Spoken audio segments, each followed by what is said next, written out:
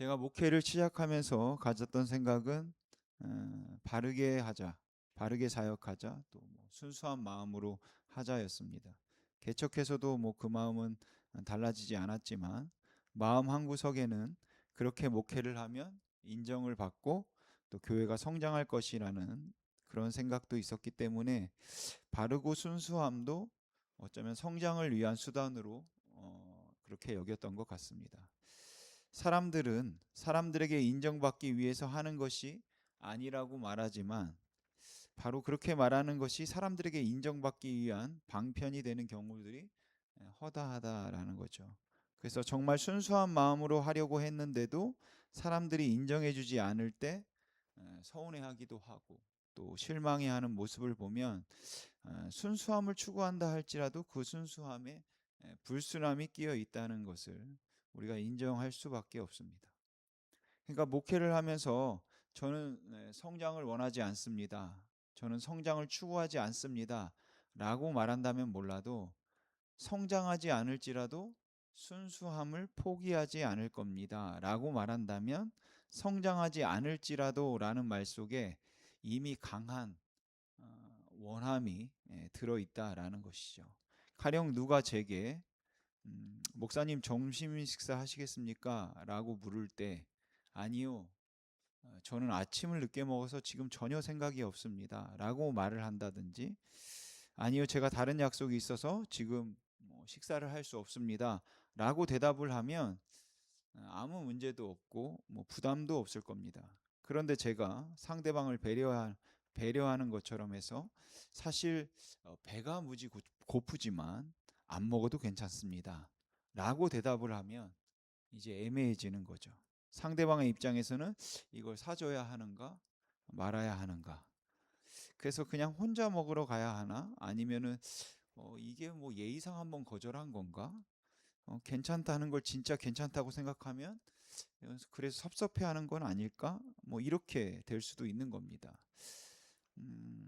그렇게 하지 아니하실지라도 예전 성경에는 그리 아니하실지라도라고 되어 있는데 이 말은 상대방을 배려해서 하는 예의이고 마음의 여유를 표현하는 것이겠지만 절박한 상황에 처해 있는 연약한 인간이 하기에는 사실 좀 애매하고 어정쩡한 말입니다.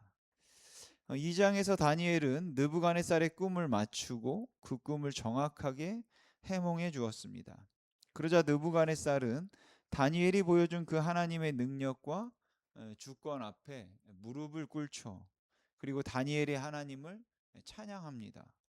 하지만 느부갓네살의 찬양과 칭송이 회심을 의미하는 것은 뭐 결코 아니었습니다.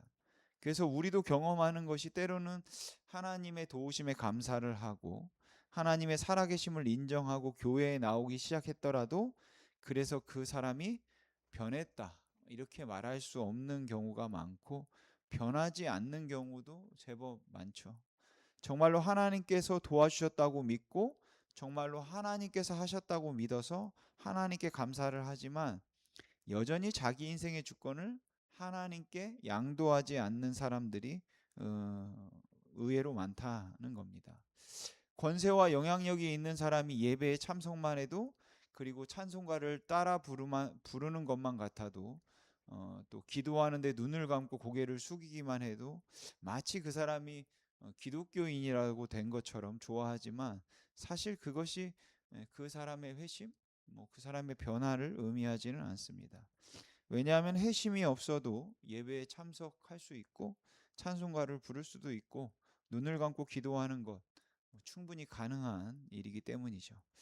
느부갓네살은 다니엘이 하나님을 진심으로 찬양했고 또 진심으로 높였습니다.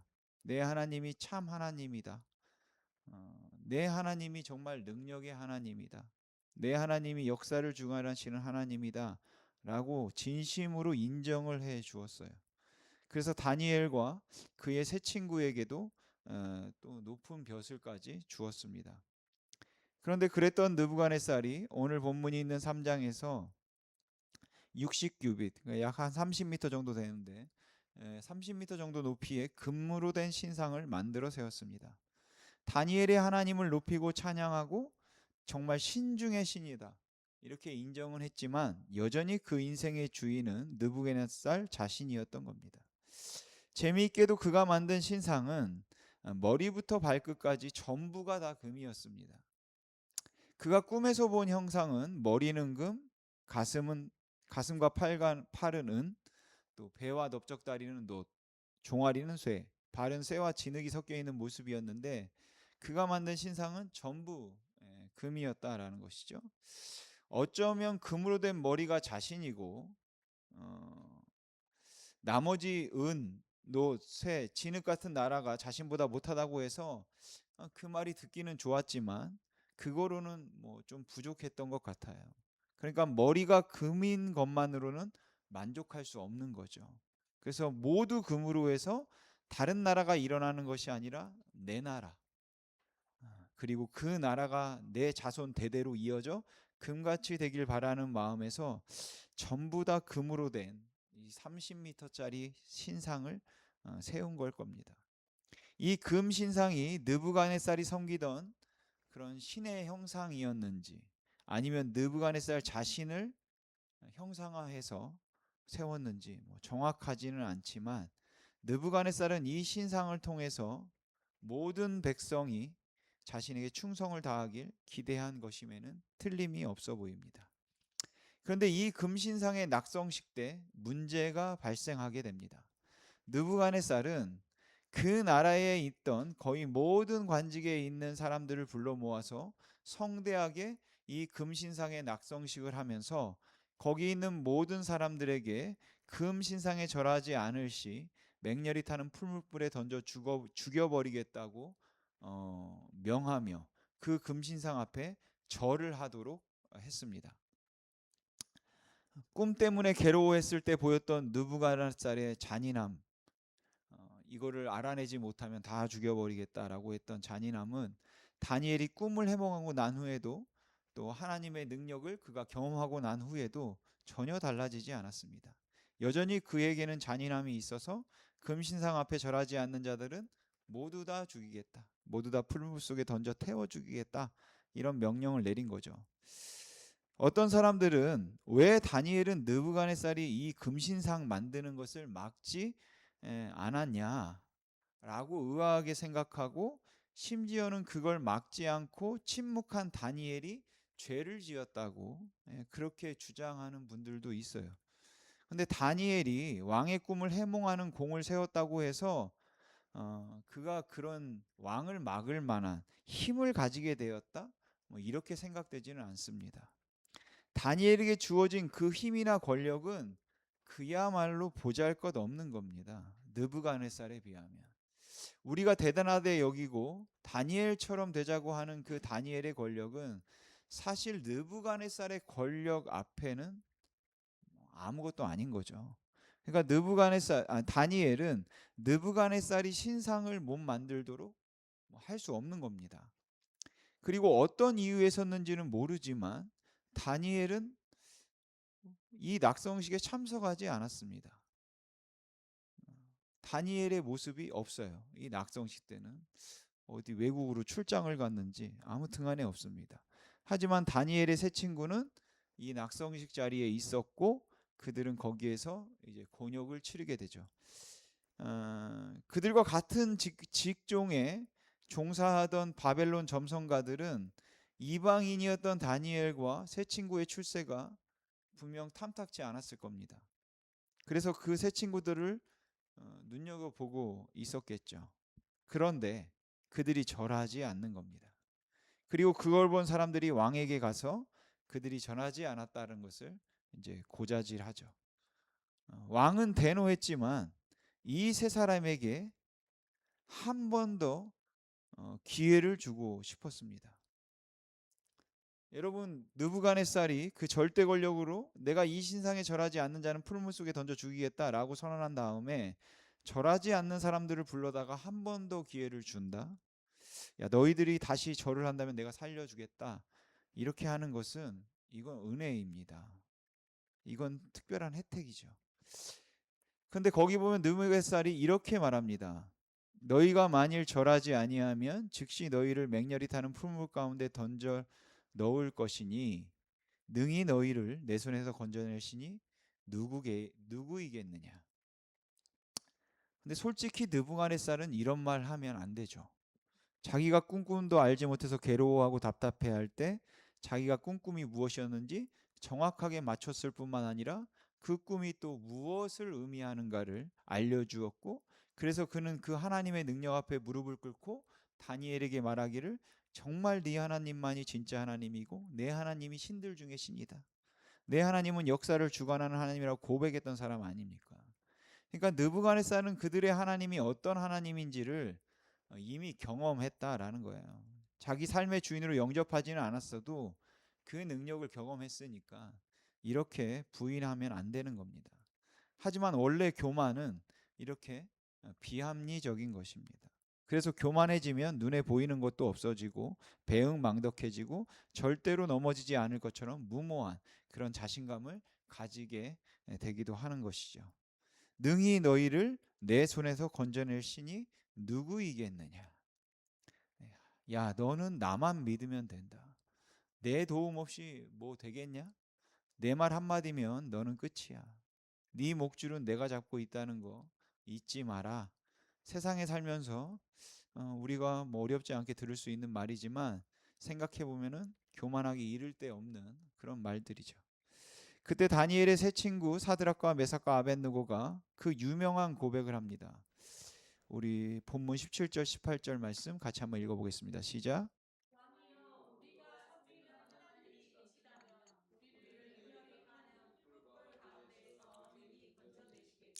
왕의 손에서도 건져내시리이다. 그렇게 하지 아니하실지라도 왕이여 우리가 왕의 신들을 섬기지도 아니하고 왕이 세우신 금 신상에게 절하지도 아니할 줄을 아옵소서. 아멘. 근데 이 17절 부분이 예전 성경과 번역이 조금 다르죠. 예전 성경에는 17절이 이렇게 되어 있습니다. 만일 그럴 것이면 왕이여 우리가 섬기는 우리 하나님이 우리를 극렬히 타는 풀무 가운데서 능히 건져내시겠고 왕의 손에서 건져내시리라.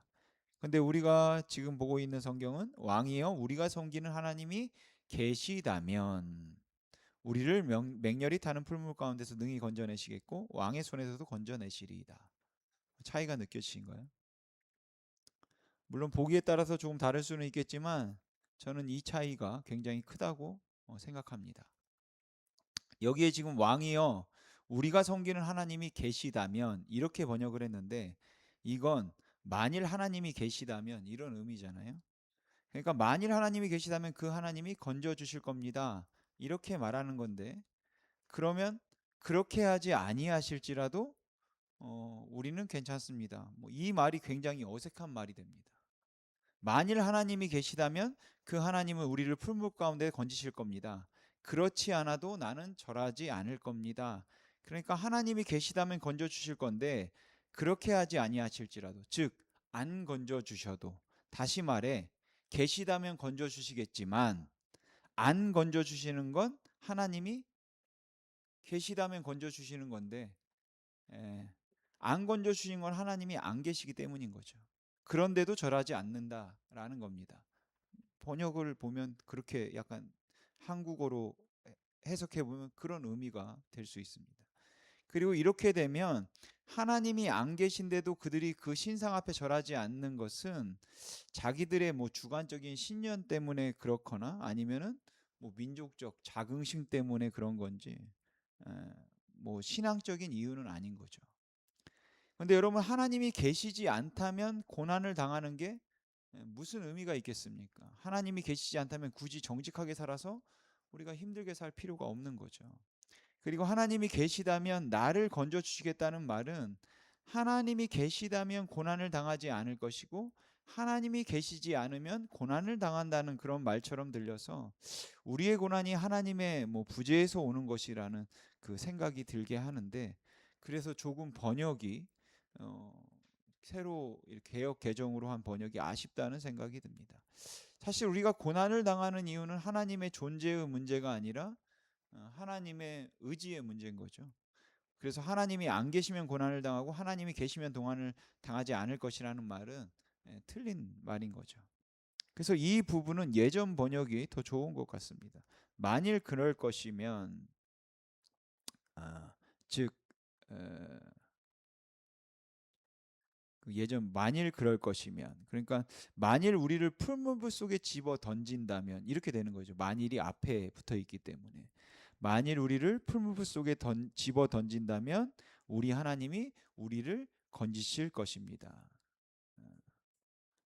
그렇지 않아도, 건지지 않아도 이제 이렇게 되는 거죠.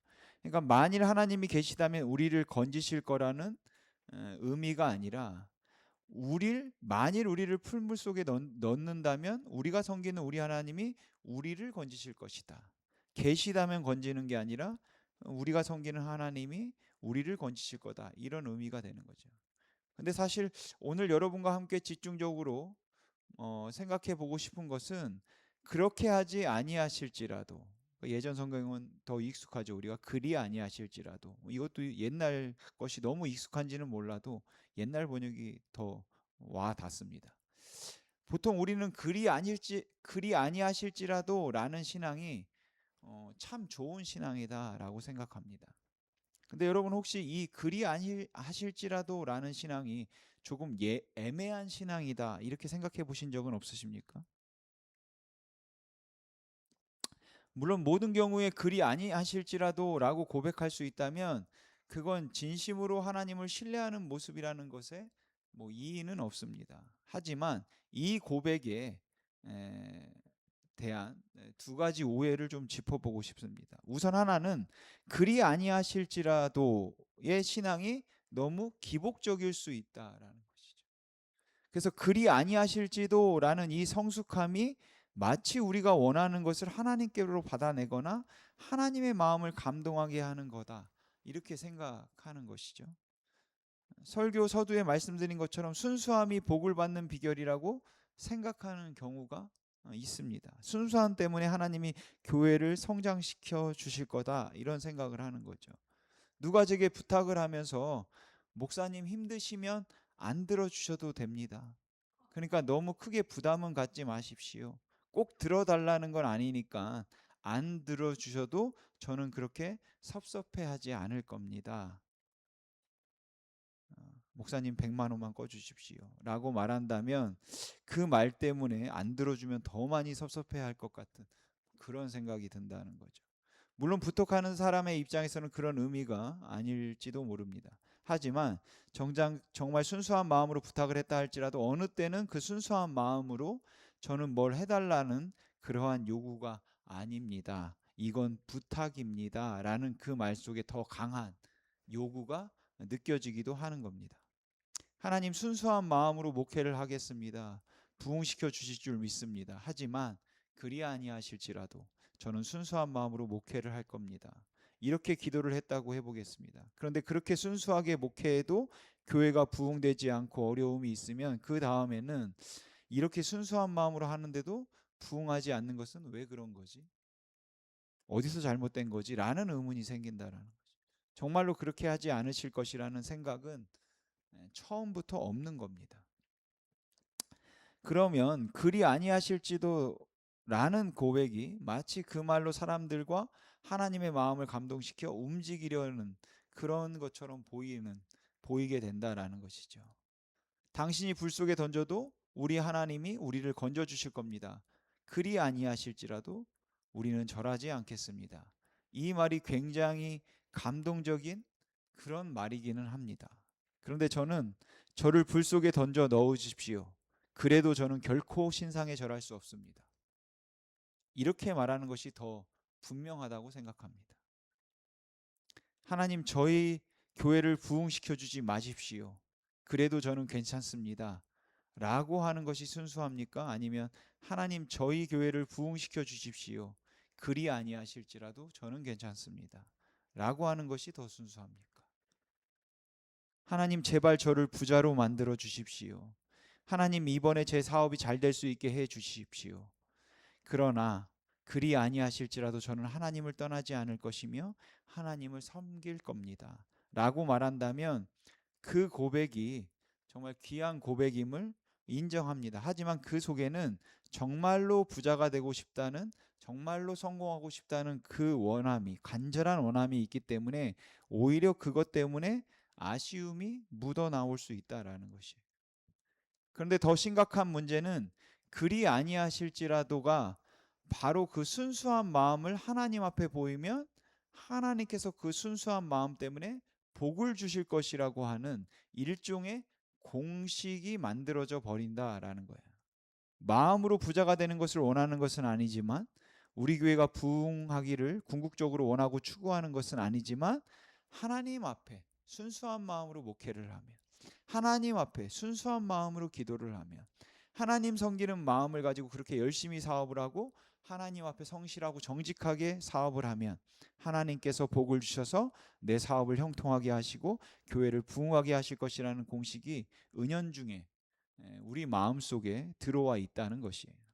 그렇기 때문에 그렇게 정직하게 했는데도 사업이 안 되면, 그렇게 순수한 마음으로 목회를 했는데도 교회가 부흥이 안 되면 이제 혼란스러워지는 것이죠. 아, 이거 왜 이러지? 내가 이렇게 순수하게 했는데, 정말 순수하게 기도했는데 왜 이래 안 되는 거야? 내가 그리 아니 하실지라도 라고까지 말했는데 왜 이렇게 안 되는 거냐? 이렇게 이상해지기 시작한다는 겁니다. 마치 솔로몬이 하나님 앞에 지혜를 구했더니 하나님께서 그 지혜를 구한 솔로몬에게 다른 모든 것도 주셨잖아요. 장수와 부도 주셨다. 그러니까 하나님 앞에 지혜를 구하면 그 지혜를 구한 사람들에게 그들이 부와 장수를 원하는 것은 아니더라도 지혜를 구하면 구한 사람들에게 부와 장수를 주실 것이다 라는 공식을 우리가 은연중에 만들어 놓고 있다는 겁니다.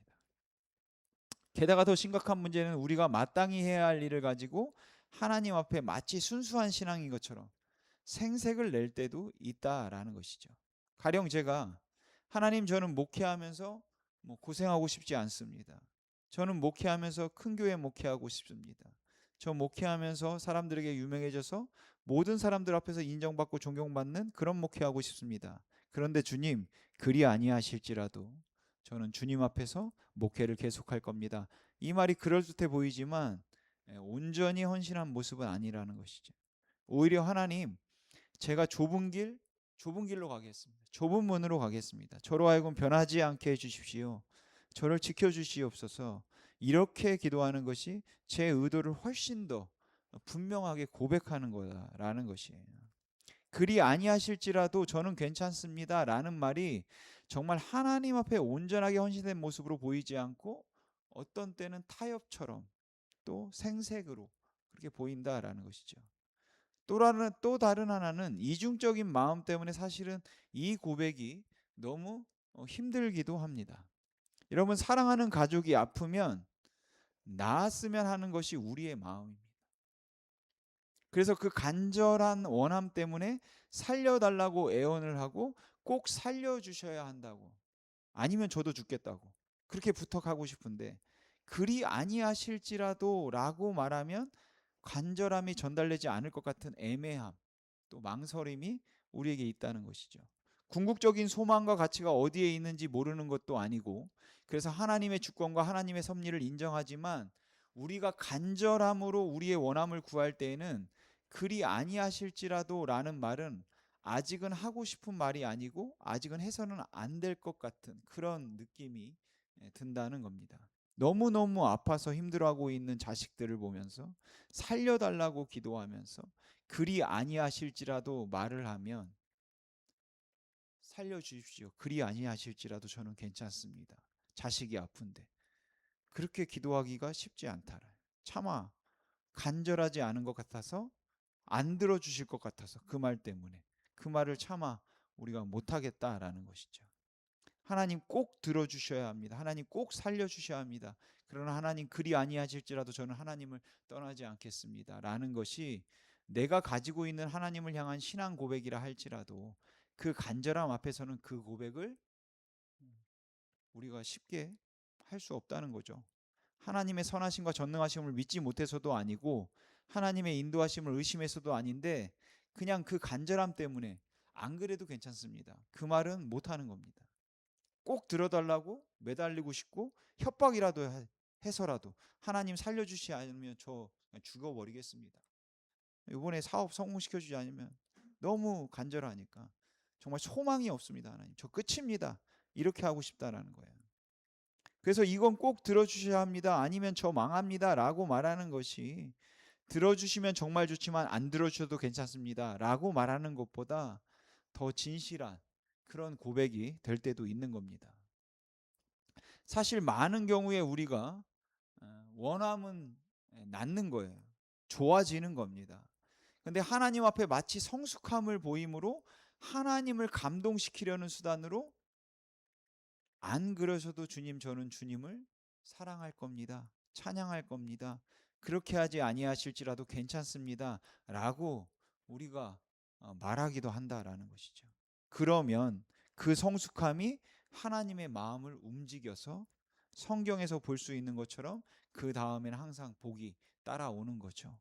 아픈 자는 고침을 받고 가난한 사람들은 부하게 되고 사업이 다 회복되는, 어쩌면 이런 걸 우리는 기대하면서 그런 말을 하고 있는지도 모른다는 겁니다.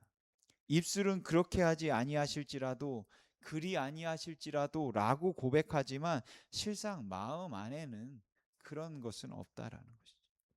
여러분, 그렇게 하지 아니하실지라도 라는 고백이 성숙함을 의미할 수도 있습니다. 그리 아니하실지라도 라는 고백이 성숙함을 의미할 수도 있습니다. 필요할 때도 있을 겁니다. 하지만 그러한 성숙함이 하나님의 마음을 감동시키기 위한 수단이 되어서는 안 된다라는 것이에요. 그래서 오히려 그리 아니하실지라도 라는 기도를 저는 안 해도 괜찮다고 생각합니다.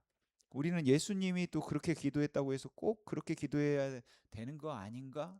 라고 생각할지도 모르겠는데, 저는 그렇게 안 해도 괜찮다고 생각합니다. 정말 힘들고 절박한 상황에서 하나님, 제 사업을 이번에 좀 일으켜 주십시오. 이번에 세워주지 않으면 저 정말로 죽습니다. 이번에 세워주지 않으면 저 망합니다. 하나님, 제 사랑하는 아들, 제 사랑하는 딸 좀 고쳐주십시오. 하나님, 이번에 하나님께서 해결해 주시지 않으면 정말 저는 못 살겠습니다. 하나님, 제가 겪고 있는 이 아픔과 이 고통을 좀 풀어주십시오. 이거 풀어주지 않으면 저 정말로 너무 힘들어서 이제는 하나님 앞에 설 용기도 자신도 없습니다. 그렇게 부르짖고 싶을 만큼 너무 간절하고 너무 절실한데, 때론 우리는 그 앞에서 그러나 그리 아니하실지라도 상관없습니다 라는 그 말을 뒤에 꼭 붙여야 될 것 같은 어떤 강박관념, 아니면 불필요한 죄책감을 느끼기도 하는 것 같다라는 것이죠. 근데 여러분, 그 말을 할 수 없으면 할 수 없을 수도 있죠. 하지 않아도 됩니다. 성숙함을 보여 감동시키는 수단으로 우리가 할 필요는 없다라는 것이에요. 저는 오늘 사건을 보면서 이 세 사람의 믿음을 좀 깊이 생각해 보았습니다. 그들에게 풀무불에 던져지는 죽음에 대한 두려움, 저는 분명히 있었다고 생각합니다. 그들은 정말 무섭고 두려웠을 거예요. 그래서 그들은 하나님이 건져주실 것이라고 했겠죠. 근데 그런 중에 그들에게 하나님이 자신들을 건져주실 것이라는 확신이 있었을까? 정말 그들이 무섭고 두려운 가운데 하나님이 건져주실 겁니다. 그러나 그리 아니하실지라도,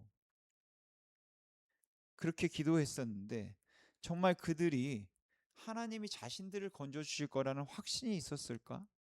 그건 잘 모르겠습니다. 그러나 분명히 그들이 확신했던 것은 있다고 생각합니다. 그들이 확신했던 것은 고난을 당하지 않을 거라는 것이 아니라 하나님이 그들의 삶을 다스리고 있다는 사실에 대한 확신이었다라고 생각해요. 그러니까 그들의 신앙 고백은 하나님이 건져 주실 거라는 것이 아니라, 풀무불 속에서 그들을 건져 주실 것이라는 그 신앙 고백이 아니라, 그들의 삶 가운데 하나님이 함께 하신다, 하나님이 우리의 삶을 다스리고 계신다 라는 그 신앙 고백이었다는 것이죠.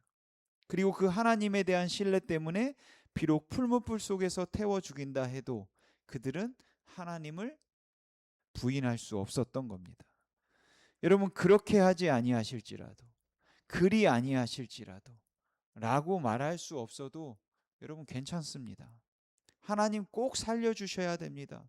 하나님 이번에는 꼭 도와주셔야만 합니다. 라고 말한다 할지라도 괜찮다라는 거예요. 그렇게 말하지 않는다고 해서 믿음이 없다 말할 것도 아니고, 그리 아니하실지라고 말해야만 좋은 믿음이라고 말할 것도 아니다라는 것이죠. 그 말을 할 수 있는가, 할 수 없는가 하는 것보다 훨씬 더 중요한 것은 내가 그 하나님을 지금도 나는 진실로 신뢰할 수 있는가 라는 거라고 생각합니다. 그러니까 우리가 하나님께서 나의 문제를 해결해 주셔야만 한다고 기도할 때에도, 또는 그 문제를 놓고 기도하면서 그리 아니하실지라도 저는 괜찮습니다 라고 기도할 때에도, 진짜 중요한 것은 그 기도의 내용이 아니라, 어떤 말을 했는가가 아니라, 우리가 그 하나님을 정말 바라보고 그 하나님을 신뢰하고 있는가, 이것이다라는 것이죠. 근데 사람들은 하나님을 보기보다는 문제를 본다는 것이, 하나님을 부르면서도 하나님을 보지는 않습니다. 하나님이 나를 도와주셔야 됩니다. 하나님 나를 도와주십시오 라고 입으로는 외치고 있는데, 하나님을 보지 않고 느부갓네살을 보고 풀무불을 본다라는 것이죠. 그래서 여러분, 우리가 하나님께 도와달라고 기도할 때 이런 성숙한 고백을 내가 할 수 있는가, 정말 그리 아니하실지라도, 그렇게 하지 아니하실지라도 이런 성숙한 고백을 내가 할 수 있는가 하는 것보다, 그렇게 말할 수 있을 만큼 나는 하나님을 여전히 지금도 바라보고 있는가, 이것이 더 중요하다고 생각합니다. 그 하나님을 붙들고 있기 때문에 그리 아니하실지라고 말할 수도 있는 거고, 그 하나님을 붙들고 있기 때문에 하나님 절대로 안 됩니다, 살려주셔야 됩니다, 이번에는 꼭 저를 도와주셔야 합니다 라고 우리가 기도할 수도 있는 겁니다. 중요한 것은 여전히 그 하나님이 나의 하나님인가 하는 사실이고, 그리고 그 하나님을 내가 여전히 바라보고 있는가, 의지하고 있는가, 여러분 이것이 중요한 겁니다. 그렇게 하지 아니하실지라도, 그리 아니하실지라도 라는 고백을 할 수 있는 성숙함이 나에게 있는가, 이게 중요한 것이 아니라, 나는 지금도 그 고백을 할 수 있을 만큼 성숙해서 하나님을 감동시킬 수 있는가, 이것이 문제가 아니라, 고난 중에도 나를 감동케 하시는 하나님을, 예수 그리스도를 통하여 나에게 오신 그 하나님을 내가 여전히 지금도 바라보고 있는가, 내가 그분을 여전히 의지하고 있는가, 여러분 그것이 중요한 것임을 잊지 마시기 바랍니다. 그러기에 여러분, 그렇게 하지 아니하실지라도, 그리 아니하실지라도 라는 고백을 할 수 있는 믿음을 하나님 주십시오, 이렇게 기도하기보다, 오히려 하나님, 제가 그 고백을 할 수 없을 만큼 힘들지만, 어렵지만, 고통스럽지만 하나님만이 나의 소망입니다, 제가 하나님만을 바라보겠습니다 라는 그 고백을 저와 여러분이 할 수 있기를 주님의 이름으로 소망합니다. 기도하겠습니다.